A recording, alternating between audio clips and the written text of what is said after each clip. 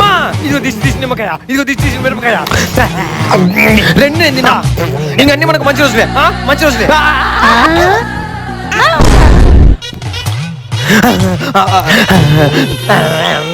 భలే భలయ్యా, గుండెలో గోలయ్యా, లోపల ఉండాలయ్యా, లోపల ఉండాలయ్యా, లోపలికి వెళ్తున్నానయ్యా.